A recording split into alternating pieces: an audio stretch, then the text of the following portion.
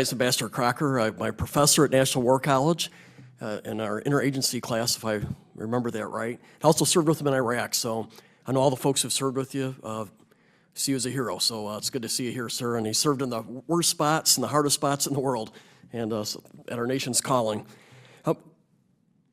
As you all pointed out, ISIS has been attrited to the point where they have no real estate that they control in Iraq, too little portions of real estate in Syria. And we got to continue attriting them. And I think the Secretary of Defense's strategy of not letting them try to retreat to the best of our ability and annihilating them in place is the right strategy there. So we still have some kinetic operations that we have to do. But even if we take down these two pieces of real estate, they're still a threat. And I think you've pointed that out. There'll be a terrorist threat. They could reassert themselves at any point. So we have the military option, but we have to go after their finances. I think you've all done a lot of discussion here about going after their cyber recruiting capability and how they do that. But the one thing that I have not heard, and I really think, getting to my National War College teachings, I don't think we've gone to the real center of gravity of ISIS and Al-Qaeda and other Sunni extremists. It's the ideology. How do we counter this ideology? Because in the end, it's the cyber's a tool, an avenue to transmit that ideology. Finances is a tool. Until we figure out a way to counter this ideology, I don't know that we can really, in the end, declare victory. I'd be would welcome any of your all's thoughts on that.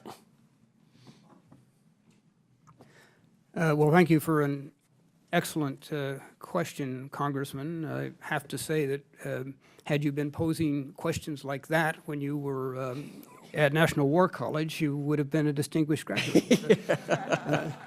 I was close, that close. It is a key question. I come at this perhaps from a slightly different optic. It's when I look at 100 years of the modern Middle East, I see a successive failure of isms: colonialism, imperialism, monarchism, Arab nationalism, Baathism, Arab socialism, communism in South Yemen. They all have one thing in common. They failed to produce good governance and economic opportunity. Again, Mr. Chairman, those 2 points that you made in your opening statement I think are just key. So they were overcome by the next ism. Now we have Islamism. They are also failing to show that they can govern properly. I see from some press reports that they seem to understand that going in, that a lot of the captured documents we've had access to shows that they were trying to get government moving again. They just ran out of time, money, and luck and became victims of their own hateful ideology. They will yield to something else. Maybe it'll be another run at Islamism. I don't know. But unless that core problem of governance in the region is tackled and improved, you'll just see this over and over and over again. And I would cite one example from my own experience. I was, as you noted, Mr. Chairman, an ambassador 6 times. In 3 of those countries, a predecessor of mine as the American ambassador was assassinated. Ours is inherently a dangerous profession. One of those was in Lebanon. Frank Malloy, the ambassador. He was kidnapped and then executed by the Popular Front for the Liberation of Palestine. Was that an early Islamist terror group? No. Their ideology was the antithesis of Islam or Judaism or Christianity. They were communists. Was their leader, a closet Islamic radical? Their leader, George Habash, was a Palestinian Christian. So the ideologies may shift and the motivations may shift. We need not to be overly distracted by that, but more focused on what gives them purchase.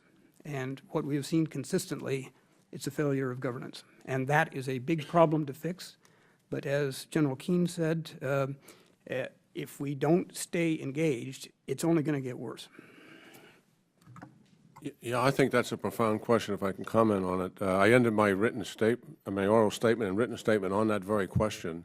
You know, we dealt with 2 major ideologies in the 20th century. One was Nazism, fascism, which we destroyed by brute force, and the other was communism, which I think, when you look at it oversimplistically maybe, we beat it with better ideas.